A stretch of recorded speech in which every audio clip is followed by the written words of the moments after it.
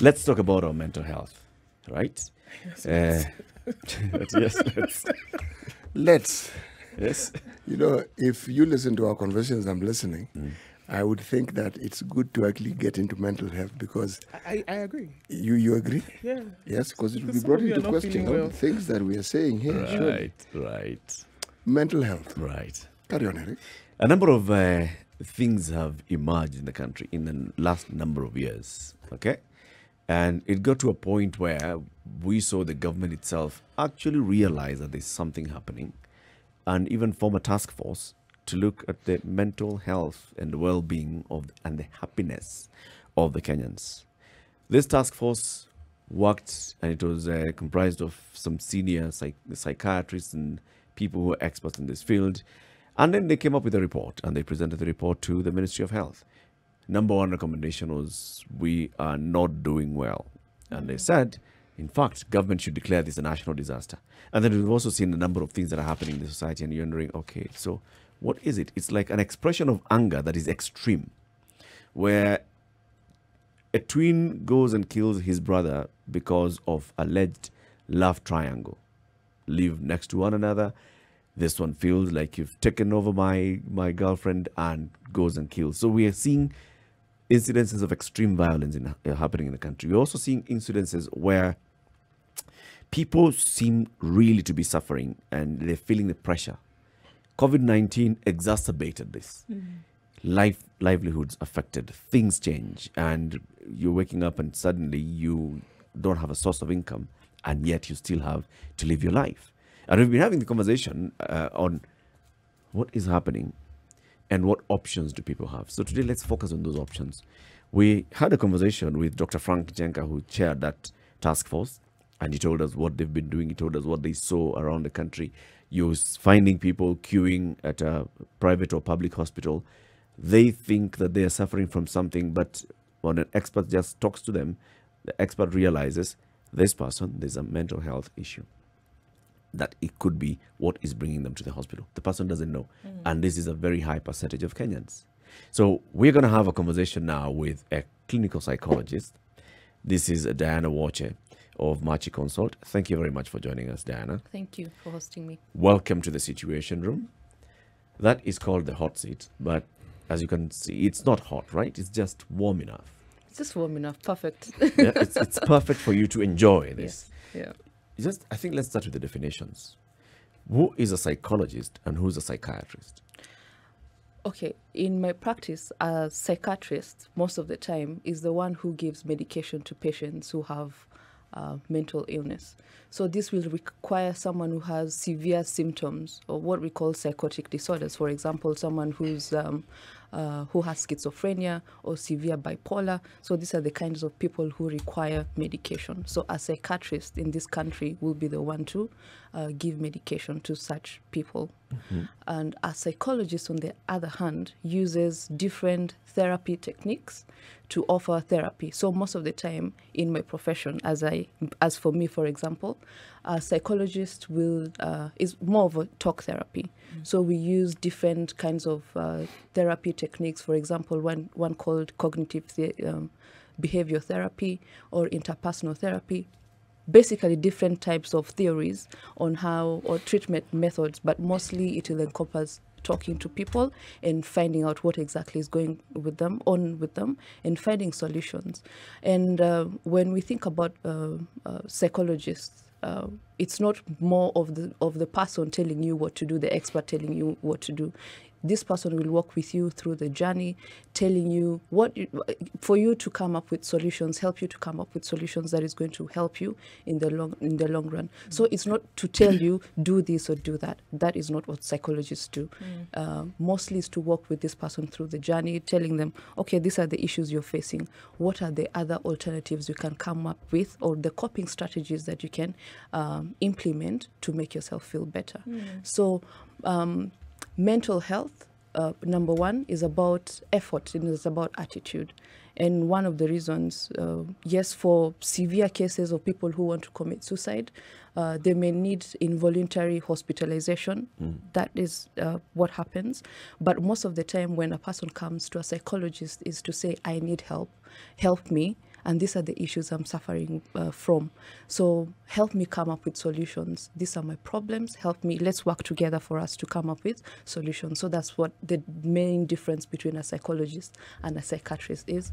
And ideally, in a treatment method for severe symptoms, for severe cases, one will go to a psychiatrist first, get medication. When the symptoms subside is when they seek the help of a psychologist to work with them.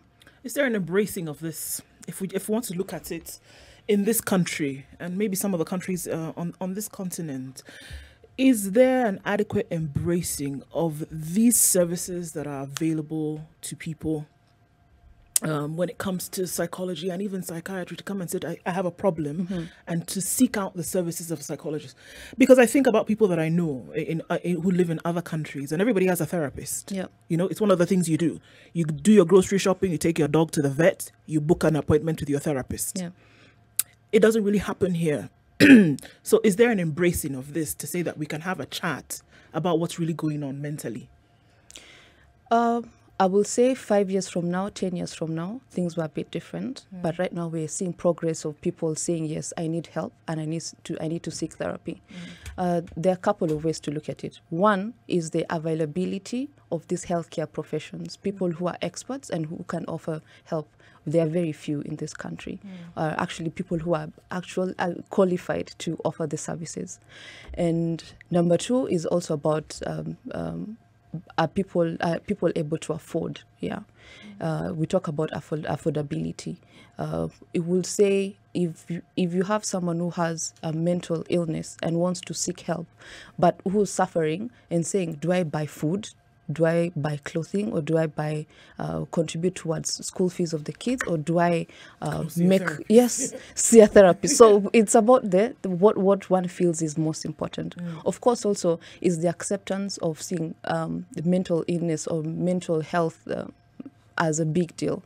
People will say, "Oh, I have a headache, so let me go buy Panadol or buy Maramoja," but they don't see mental health because it's not something visible, right? It's more of behavior and what happens to our feelings and our thought process.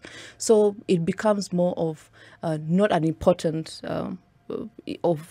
or considered important, but what's most considered important is the basic needs. If we have a country, for example, in Europe or other countries, people will say they're doing well financially, so they'll be able to somewhat afford mental health. Yeah. But here it's more about can I afford food? Can I afford the basic needs? The competing needs. I can't afford the basic needs, so why will I prioritize mental health? So let me just go to the bar and drink.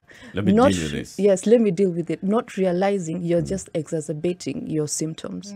So now you're just not dealing with your feelings of hopelessness and sadness, but now you're also dealing with your drug abuse or drug addiction that has just set in. Right. So all these factors that come into play when we talk about going to seek therapy. If I heard you right, 5-10 years prior, this did not seem to be a conversation that took center stage. Yes. Now it does. By extension, then we could argue that in the next 5 to 10 years, it will increase. For sure, yes, it will. Why are we so certain that it will increase, and what are the factors that are contributing to this increase, in your opinion? In my opinion, it's we become more accepting of mental health conditions, or we become more aware that there's something called depression, there's something called bipolar, there's something called a psychologist or a counselor. So all these conversations going on in different forums or different platforms are the ones who are contributing to people saying, yes, there's something called depression, there's something called feelings of sadness, hopelessness, and also the media has contributed towards making that possible, or making people more accepting of what's going on. So it's the different platforms that we use, more information that is out there. And also the president, when he came out and said, yes, making it very personal and saying, this affects me as a husband, a grandfather, a husband. So it makes it more real, more something that we can identify with as we go along. So would you say that the breakdown of known societal norms movement of people from non-rural settings to urban settings, alienation that comes with living in urban settings have also contributed to this. For sure. You see, when we look at our background, we had factors that helped us to deal with our issues. You had your aunties, you had your uncles, you had your grandparents, you had your cousins around you to talk about what was going on with you. You never felt like you're alone. So now this urban setting, all of a sudden, it's about rush to go to work, to take your kids to school, to do 1, 2, 3, and forgetting yourself. There's no structure. The family structure, as we know, as it was before, helped us in dealing with our mental issues. But now it does not support that, because the father is busy running to look for money to do his business. The mother is busy. The kids are left on their own. And what do they have? They have social media. So there's that no strong structural or family support in people recognizing or just that's why it's one of the things that has contributed to a lot of illnesses, mental illnesses, because there's no that the structure is becoming weak as we So we are go you along. saying that human beings at their very core Yeah. are relational creatures? They thrive best when they have others with whom they relate, and a support system that is based on other human beings around them. That in the absence of this, their mind starts developing abnormalities, which end up being illnesses or which are manifested in deviant behavior and so forth. Yes. Is this what we're saying? Yes, that's what we're saying. We are saying actually one of the ways of protecting oneself from mental illness or helping through the process of having a mental illness is to have a strong social support. We are all social beings and we need people around us, but also depends on what kind of people you have around you. Very important, I'd say. Very important. We have a problem now. Yeah. I mean, and I don't think we can run away from it. People would like to maybe play it down and say, okay, it's not so bad. Maybe it's just being reported more, but those issues, but we have a problem.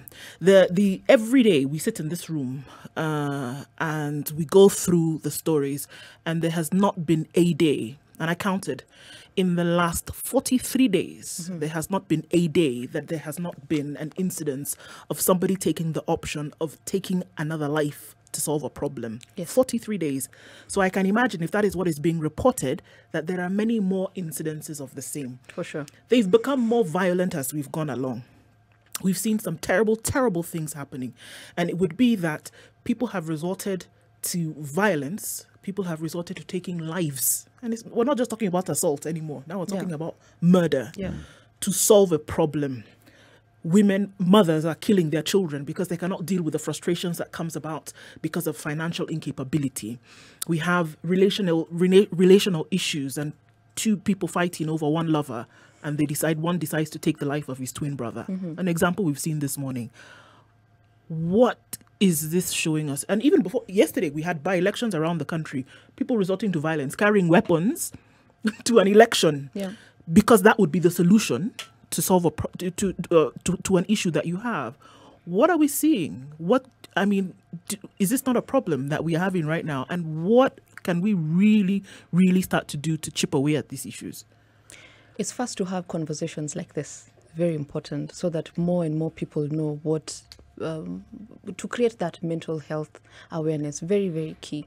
And I think we always say this, but we talk this at this level, but how about the people in the villages? Exactly. Yeah. But people don't know because they also don't have support. So one of the ways that that is very important is because at that level also there's religious institutions, people who go to churches or people who go to mosques. Why are we not able to train individuals, leaders, religious leaders, in just having a bit of counseling skills, which is important, so that people can have a gateway on how they're going to have someone to talk to. We don't have that. And then we really need to emphasize on this mental health awareness. It's very, very, very, very key. And we need to create platforms where people are able to talk about it. But also even in the media, how do we report? Are we glamorizing violence? How are we reporting when you talk about people being murdered or someone murdering each other?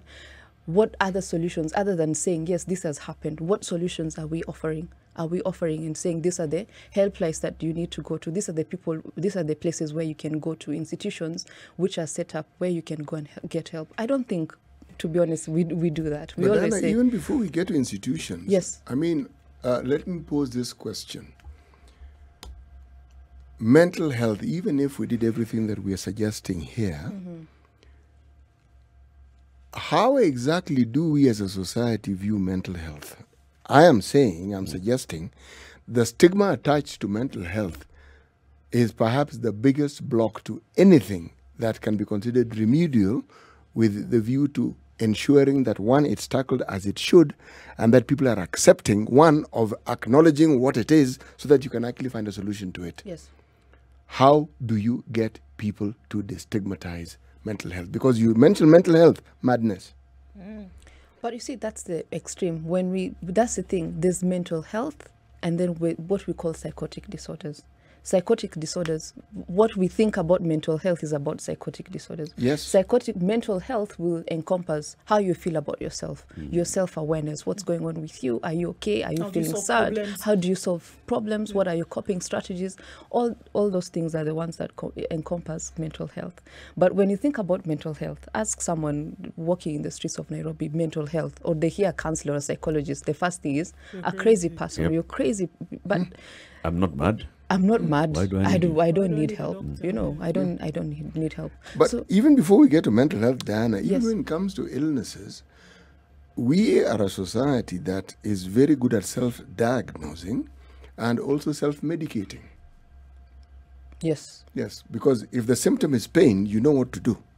You go and look for something which relieves pain, and someone will happily tell you, I had this pain on the neck on the right side, and I went and bought, and they'll tell you what they bought, and now I feel better. Yeah. Okay?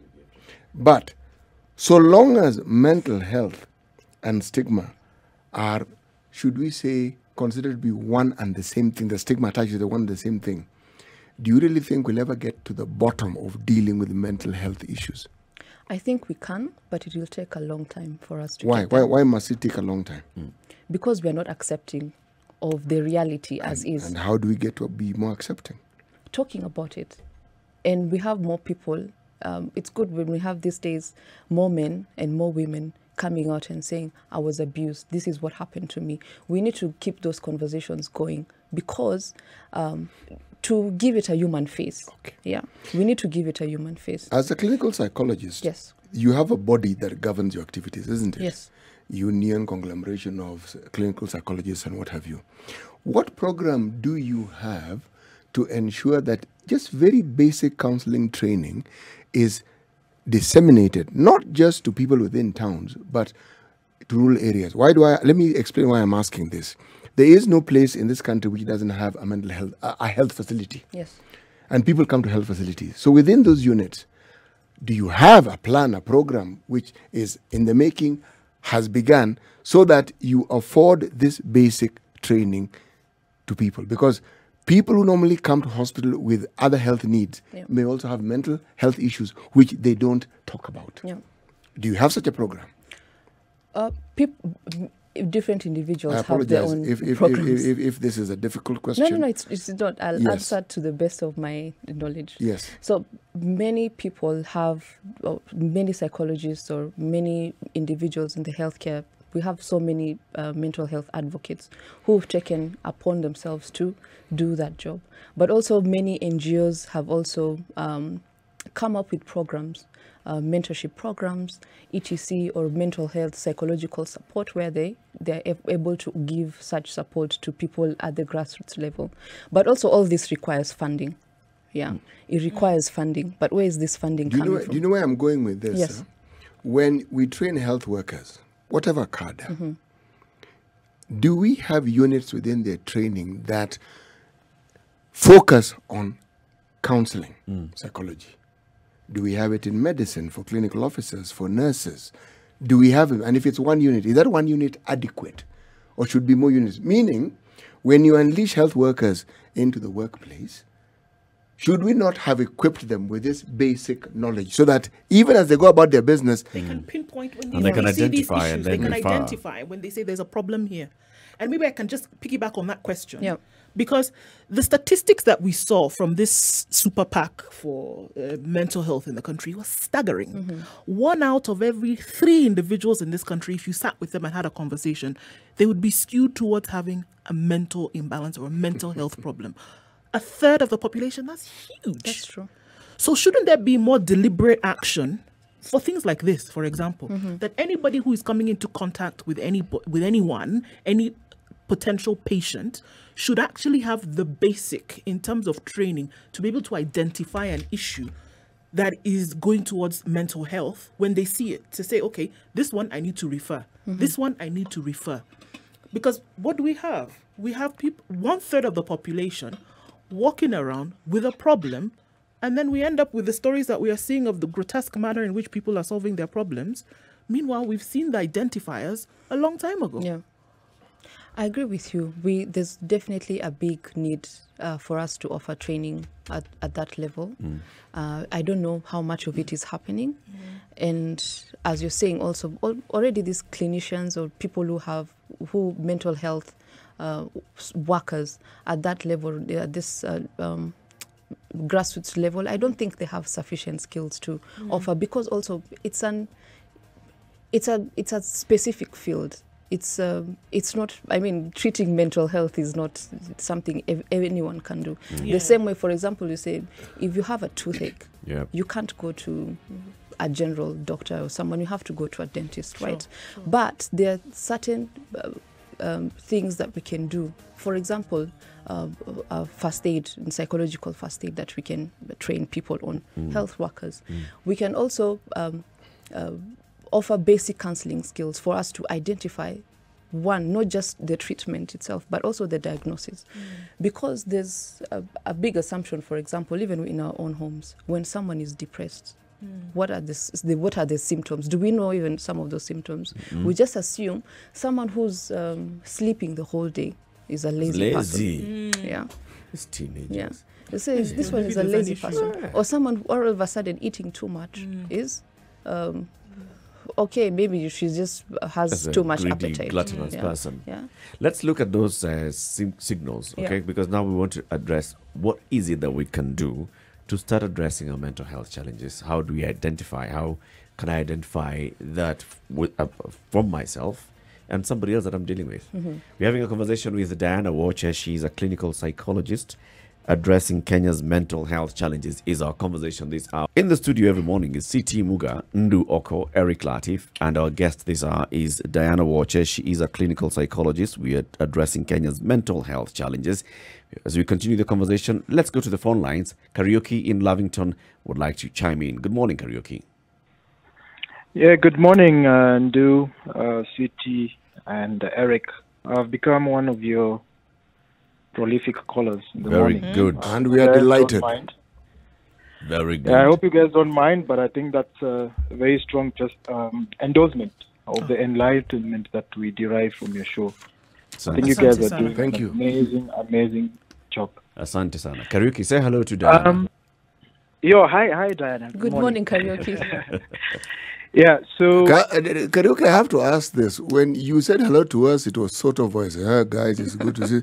Then Diana, hi Diana. Why that high-pitched voice when greeting Diana?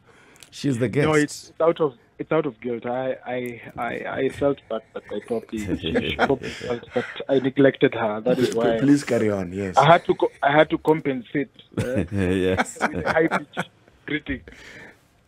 I think it was around 20 years ago. In an in-studio TV interview that I listened keenly to Professor Gatere. I don't know whether he's still alive. No. He was a seasoned psychiatrist, probably a contemporary of Njenga, Dr. Frank Njenga. And he was actually older than Njenga. Yeah, I wouldn't disbelieve that. But there's something that he said that was so profound that I cannot forget 20 years later. He said that in Kenya, we have a problem.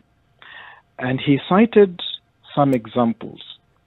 He said there's loud music in matatus, there's loud music in bars.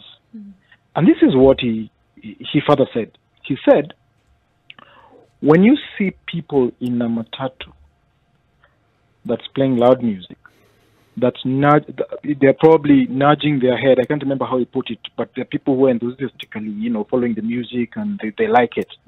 He said those are not normal human beings. They are suffering from mental health. He further said that the same thing when you find people in bars that are playing very loud music and they like it. He said that those are people who need mental health solutions. And these are social things that we see. These are a problem that is there with us to this day. And I remember he also said that when you're walking, the rain is gushing down at you, and you're just walking, you're not even running. He said it's not normal. Anyway, that's a side comment. Now to my question. Diana, I think you mentioned that you have some sort of caucus or a lobbying or lobbyist kind of organization. Are these things, do you see these things as being breeding grounds or things, circumstances that exacerbate mental health problems in Kenya? Are you lobbying maybe the Public Health Department or NEMA or whatever the government authority is? Because they're not going away. And since that time when I listened to Professor Gataire, even every time a matatu pulls over in traffic next to me, and it's playing loud music, I always remember what Professor Gataire said, and I tell my son, these people, I'm told when this music makes you mad or it's not good for your health. And so the question is, as clinical psychologists or as mental health practitioners, whether clinical psychologists or otherwise, are you contemplating, or is it something that you can take on and lobby with the Public Health Department? Because actually some of those things are not legal. Thank you very much. Thank you very much. Thank you very much, Kariuki. So before you answer that, let's also hear from Sami in Vihiga. Sami, good morning. Morning to you, Eric. Welcome to the Situation Room. Thank you. Now, mine was more of a comment. Somebody asked about some of these services coming to Mashinani. Yes. I would like to commend an organization called Serene. They've actually brought, in fact, I'm a student of advanced psychology myself. Advanced diploma in psychology, I mean. And they've brought these courses down to Mashinani. I'm in a place called Savakali. And we have lessons every 2 days a month for the next 18 months. All right. So I'd like to recommend them because I know there's something that is being done. So this is a non-governmental organization? Yes, it is it's a mental organization. It deals with psychology. I see. Yes. Yeah, so I know they are doing something. It's just that the cost would be a bit higher if Daktari could maybe in one of their forums ask the government to chip in. Because what Serene is doing, it is subsidizing for us. But even after subsidizing, we are paying an amount of around 60,000. Wow. Yeah, so it's expensive to train. Yes, it is actually expensive to train because I'm told if I was to go for a full course, it would cost me around 980 to 200,000 shillings. Yeah, so Serene has done it for us, and actually it has really helped us a lot. Thank you. Thank you very much, Sami. Thank you for sharing that experience. Yeah. So, Diana, do you have an association of clinical psychologists or experts in mental health? And what programs do you have? And also then you can respond to that one by Sami and Kariuki's earlier question. There is an association, Kenya Psychological Association, and also there's the Kenya Counselors Association that is talking about mental issues in different forums. And for us, it's also a young association that is growing. We recently had a meeting about putting all these mental health professions to come together and to offer solutions. So that is ongoing. But it's not, I will not say it's an active, really active association that has come together to address issues. But I know many people or many psychologists and counselors have taken upon themselves using different forums and different platforms to talk about creating mental health awareness. Going back to Karaoke's question, I don't think there's one person or there's an association that has gone to NEMA to complain about this. But remember, at the end of the day, also it's about choice. Yeah, it's about when you talk about human rights and freedoms, you can also choose not to get into that matter too. I don't think you're forced into getting into one. So it's a matter of choice. So people choose. You can decide whether you want to get into that or not.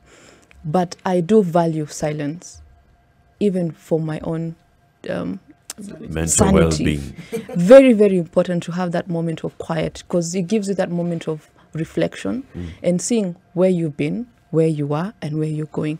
So things like meditation, things like prayers are very important. So we need that silence. I don't know how possible it is. For some of us, maybe we can't afford to have that time where you say, I need space to myself. But honestly, if you have to be intentional. You can't say you'll miss 10 minutes or 15 minutes in a day where you're just by yourself contemplating about your life, really. You know, there's a price, the very steep price that we are paying for modernization. It's a really, why I'm saying it's steep, it's because with modernization, you also have a direct assault on what we called our normal cultures and the way in which we do things. There's a phrase that comes to mind, it's called cognitive dissonance. Yes. Okay? Yeah. A direct conflict that arises, and most people are actually influenced by it, but don't even know that they're influenced by it. The way you think, the way you do things, and what's happening around you, and your ability to deal with all this. I'm putting it as simply as I can. Now, think of a student who goes to university with the idea that when they graduate, they will have a degree, and with the degree, they'll get a job. No job. Conflict. Parents who spent money, sold cows, sold land so that the child can be educated, with the expectation that when this child then completes the education and can work, they will now be able to support. No support coming through. Conflict. Then there'll be other children who may need to go through school, resources are now depleted. Then you come into town looking for a job and you get a job, but it isn't adequate to meet your needs. I'm simply talking about a vicious cycle that doesn't seem to end. Because there was a time when it was more or less a guarantee. You went to university, you got a job. Or there was something you were able to do. The generation I belong to, jobs looked for you. You didn't actually look for a job. Some of us had letters of employment before you even finished your exams at the university. There's a letter telling you where it is you're going to work. That went a long time ago. It's like a pipe dream. So now, when you have a society where this is on the increase, you have more people who are educated, you have high expectations, you have social media that even hypes it, so that not everybody has moderate or realistic expectations. Everybody has high expectations. There'll be a conflict. From the get-go. There'll be a conflict. And this conflict brings about a certain amount of pressure to the mind. Yep. So all these things that we're talking about, Yep. it's like they line up. Yeah. It's a question of which one comes first. My Now, goodness. as clinical psychologists, as mental health specialists, when you look at this and you understand this, what do you suggest and advise that we do from a policy perspective, from government perspective, so that it doesn't just become something that a group meets, talks about, and then the findings are kept somewhere in a locker, but that it is part of our day-to-day It's a continuous conversation how? and action. Yes, how? As you respond to that, also let's hear from Timothy, who's calling in from Muranga. Timothy, good morning.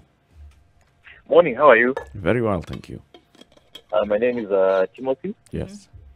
and I'm in the medical field. I'm a dental surgeon myself, so I was really happy when an example of a today could be there. Yeah, but nonetheless, my opinion is that for mental health, we must remove the stigma around it. And one of the ways is we need to do a lot of awareness in our public. We've had very many programs, especially in the medical field, for carers, where we pick out medical people or doctors who are in tough situations, tough mental health situations, and we see how we can improve that. And the reality is, even carers suffer from what we think is just for the other person. And my experience has been that we must remove the stigma. And there's a lot of onus on government in terms of how we run our affairs as a society. And all the way from a society that we think enjoy a good index of happiness and subsequently enjoy good mental health, we derive that, or that is a derivative of how their government runs their affairs. All the way from education that has been taken care of, access to good and quality health care, they enjoy good security, they generally live in an environment that has good physical discipline, all the way from government, their financial institutions, and even in their homes. And I was really happy in the earlier discussion where we had about investment.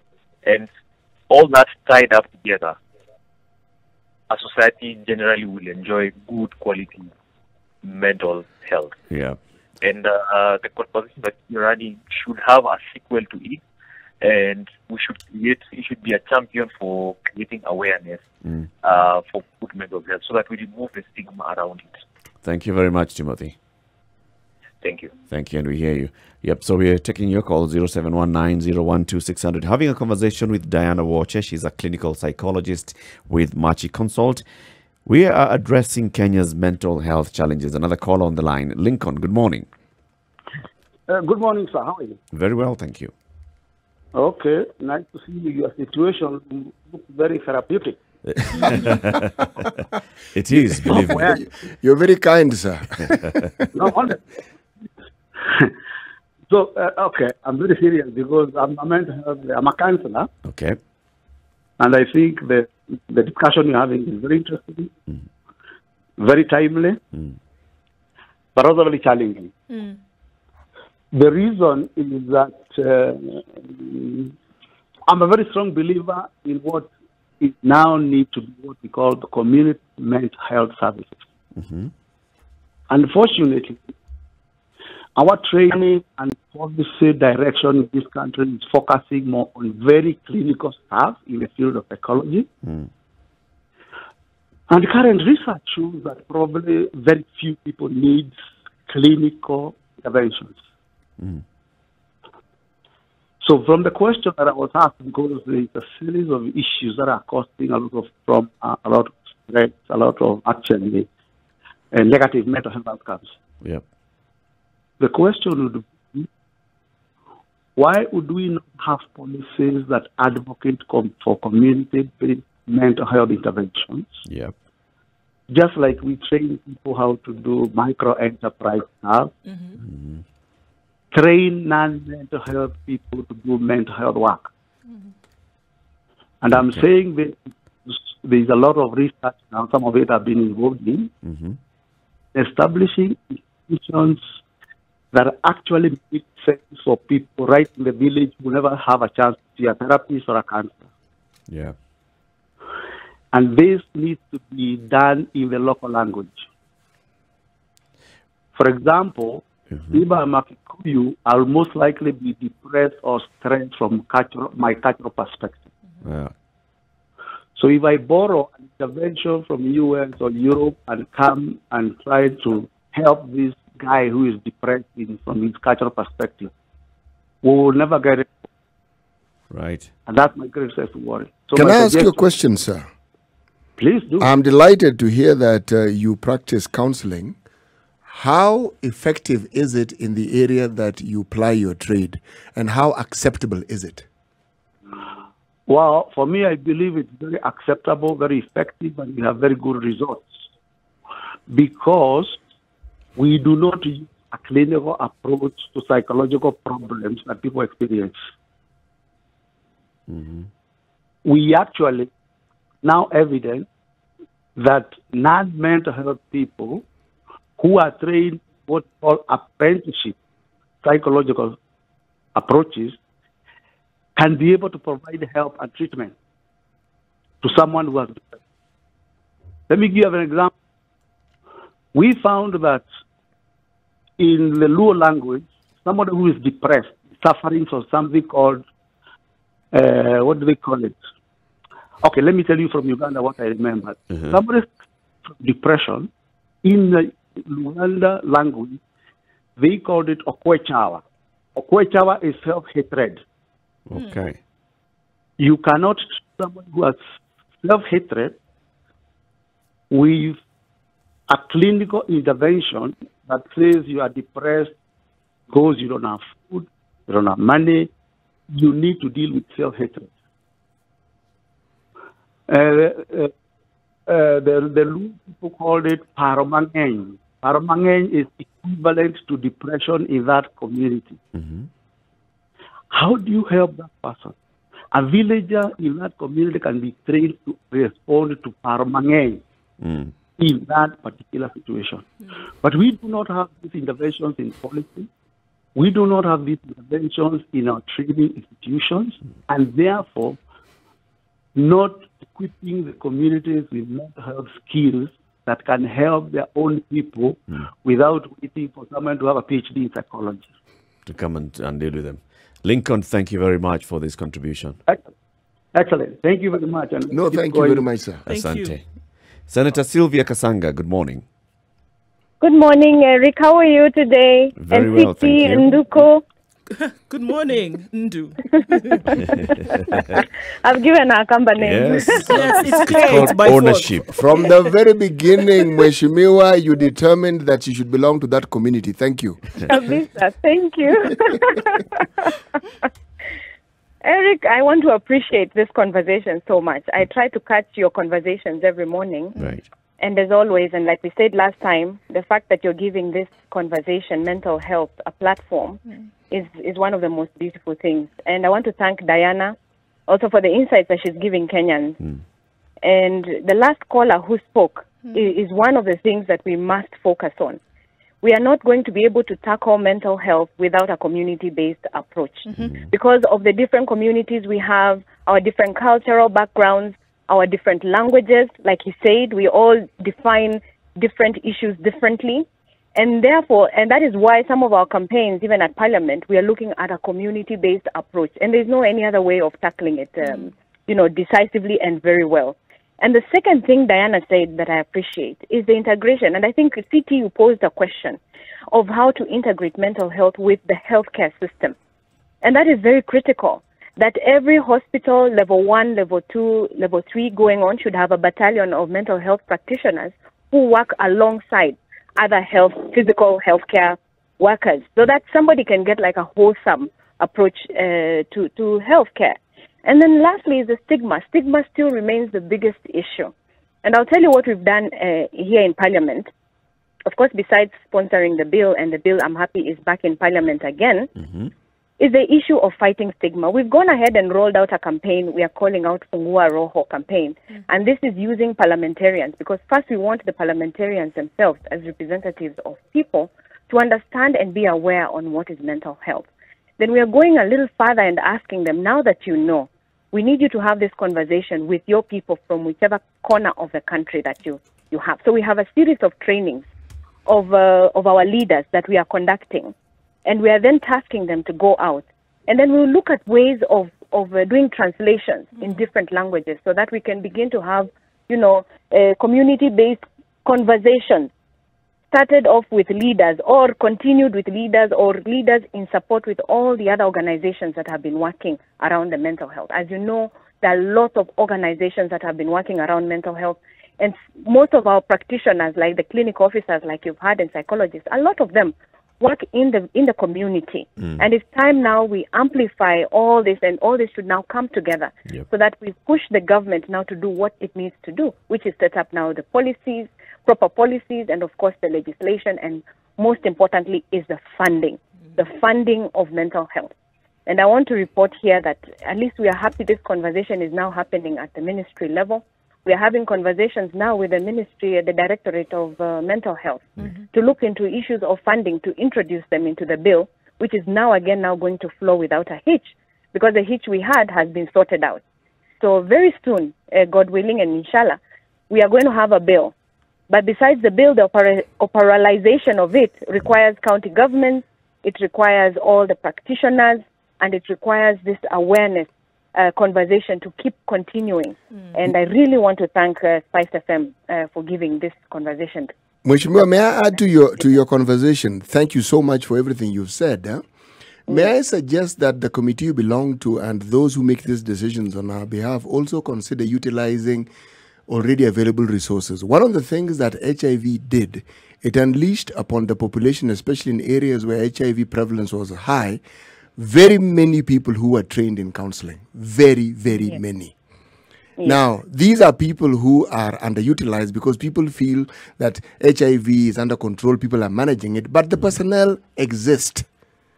That's right. And the funding for training them existed. That training doesn't disappear simply because the need for it is not as high as it once was. So perhaps even as we come up with these new ideas, utilizing already available resources, even when it comes to this issue of vaccines and the problems people have around it, once someone is trained in counseling, believe me, all you need is to tweak that counseling to the specific area that you want. Say, whether it is vaccine, whether it is childbirth, believe me, just tweak it, and that person will be able to offer the counseling services that are required. I agree with you, CT, completely. And in fact, this is something we've also had a conversation around, because the issue of awareness requires the sort of network that HIV counseling centers had. So it is easy to plug in. And that also requires, of course, the ministry now to have that kind of goodwill. And we shall definitely push for it. But thank you for that comment. And we thank you. And we thank you as well, Senator Sylvia Kasanga, for championing the matter and the cause of mental health and for all the work that you're doing. Thank you for calling in. Asante, God bless you all. Thank you. God bless you too. You too. So Diana, from CT to the callers, it's all about policy and it's all about, shall I call it, devolving the services. How do you take mental health and the work that you do to the grassroots? First of all, I'd like to appreciate Senator Kasanga for her interventions and for her advocacy all these many months and years. In terms of, I saw even yesterday that the bill is back in Parliament, the mental health bill. So we are happy about that. There's a hearing, and hopefully very soon the bill shall be passed. And then going back to your question, Eric, and all of the many callers who've called in and said, yes, we need to have this devolved function of how we can offer mental health at the grassroots level. There's a very good example in Zimbabwe of a psychiatrist who came up with this brilliant idea of something he called a friendship bench. So what he's done is he's trained health workers and also at the grassroots level, and also different women groups and all these people who can taking that actually even on voluntary basis.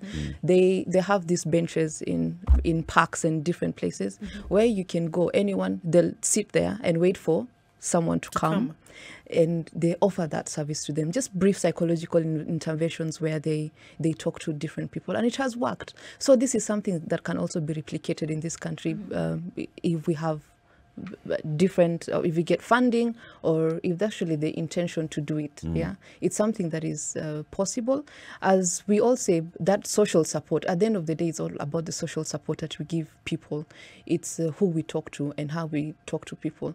And most of the time, people who have mental illness don't even need medication. It's someone to talk to, someone just to hear them. So we need to offer that platform or those spaces, and that friendship bench it's a very good idea that can also work here, that we can also implement. For me, that's one thing that comes to mind in terms of devolving healthcare function. Even as you say it's using resources that are already available locally. Whether it is the senior citizens, whether it is what you call community leaders, opinion leaders, people who ordinarily people would galvanize around, using them to be able to assist in this particular way. Because they are a resource, they are in the local areas, and they're respected. Yes, they are. Thank you very much, Diana, for joining us today. We'll invite you again so we can talk about this a little bit more, right?